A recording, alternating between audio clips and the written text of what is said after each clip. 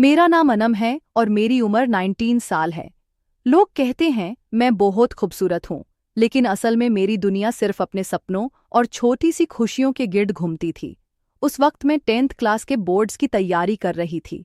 पढ़ाई में मैं एवरेज थी, न ज़्यादा तेज न बिल्कुल न करा। मुझे गाइडेंस की ज़रूरत थी और घर के पास ही मेरा रिश्तेदार विरद भैया रहने वाले थे। वो मामी का बेटा था, 25 साल का, जो पहले ही बोर्ड्स क्लियर कर चुका था। मैंने अपनी अम्मी से कहा कि उनसे बात करो, वो मुझे घर पर ही पढ़ा दें। अम्मी ने तुरंत हाँ कर दिया।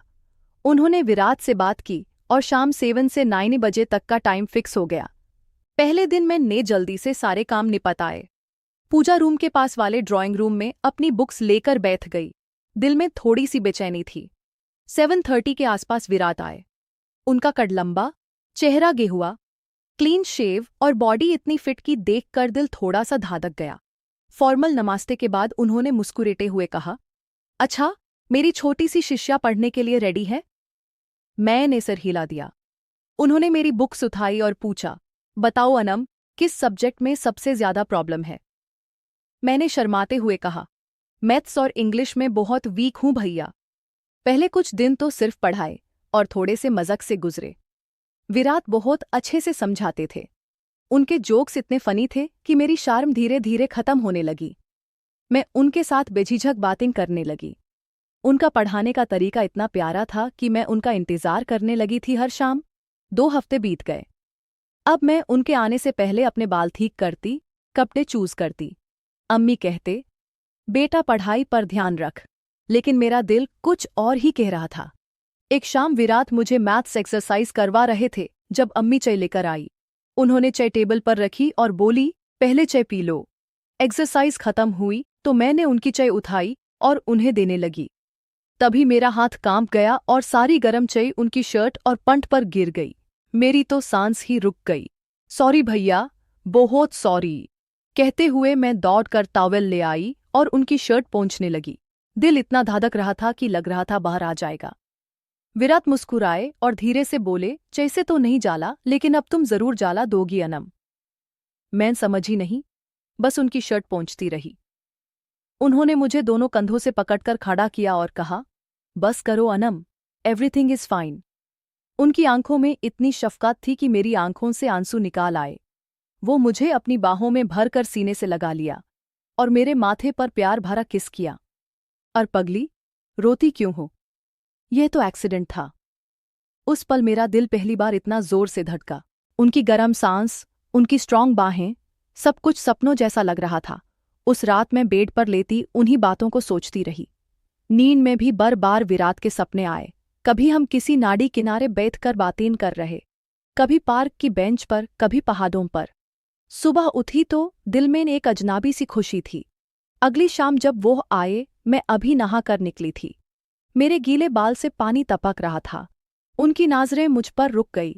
पढ़ाई के दौरान मेरे दिल में अजीब ख्याल आ रहे थे।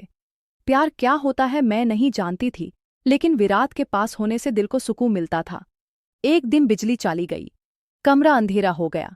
मैं मोमबत्ती लेने उठी तो विराट ने मेरा हाथ पकड़ लिया। बैठो ना, बातें करते हैं, बिजली आ जाएगी। उनका हाथ मेरे हाथ में बहुत अच्छा लग रहा था। दिल के अंदर एक तरफ खुशी, दूसरी तरफ डर। मैंने हाथ छोड़कर बाथरूम का बहाना किया और उठ गई। जाते वक्त मैं डगमा गई और विराट ने तुरंत मुझे संभाल लिया। बाथरूम में मुंह पर ठंडे पानी के छींटे मारे तो थोड़ी हवा मिली। बिजली आने पर मैं वापस आई तो विराट जा चुके थे। अम्मी ने बताया उनका सर दर्द कर रहा था। अगली सुबह पता चला विराट को तेज बुखार है। मेरा दिल बेचैन हो गया। मैं अम्मी के साथ उनके घर पहुंची। वो बिस्तर पर लेटे थे। मामी और अम्मी बातें करने लगी। मैं उनके पास बैठ गई। उन्होंने आंखें खोली और धीरे से कहा, कुछ नहीं, बस मेरी तरफ देखा। मामी ने बताया उनकी सहेली की शादी है, लेकिन वो नहीं जा पा रही क्योंकि विराट बीमार है। मैंने तुरंत कहा, मामी आप जाओ, मैं विराट की देखभाल कर लूंगी। अम्मी और मामी मान गए। जब दोनों चली गई तो घर में सिर्फ हम दोनों थे। 15 मिनट तक खामोशी रही। फिर विराट ने करवात ली और बोली, अनम, तुमने मुझे जाला दिया है। मैं हैरान। उन्होंने मेरा हाथ अपने माथे पर रखा। यह बुखार नहीं, तुम्हारी मोहब्बत की आग है। मेरी आंखें भर आई। उनकी बाहों में ऐसी सुकून था जो पहले कभी नहीं मिला। तभी दरवाजे पर दस्तक हुई। पड़ोसन आंटी आई थी दवाई लेकर। उनके जाने के बाद माहौल थोड़ा बदल गया। विराट ने कहा, अब रेस्ट करो। मैं अपने रूम चली गई, लेकिन रात भर उन्हीं के ख्याल थे। अगले कुछ दिन मैं रोज दोपहर उनके पास जाती, उन्हें दवाई देती, सूप बनाती, कहानियां सुनाती। हम बचपन की बातें, सपने, फ्यूचर शेयर करते। एक दिन उन्होंने मेरा हाथ पकड़ा और कहा, अनम, तुमने मेरी जिंदगी में रोशनी भर दी है। मैं शर्मा गई। तभी अम्मी और मामी वापस आ गई। हम अलग हो गए। दिन गुजरते गए। विराट ठीक होने लगे।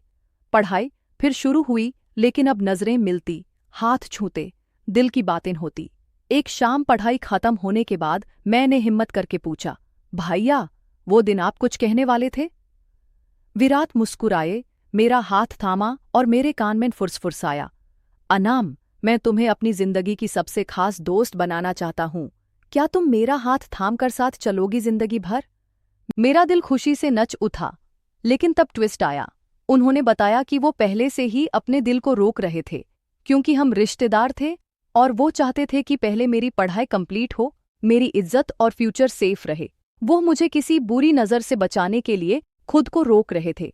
असल में उनका प्यार इतना पक और गहरा था कि वो मेरे भरोसे के लिए सब कुछ सैक्रिफाइस करने को तैयार थे। ये सुनकर मैं रो पड़ी खुशी के आंसुओं से।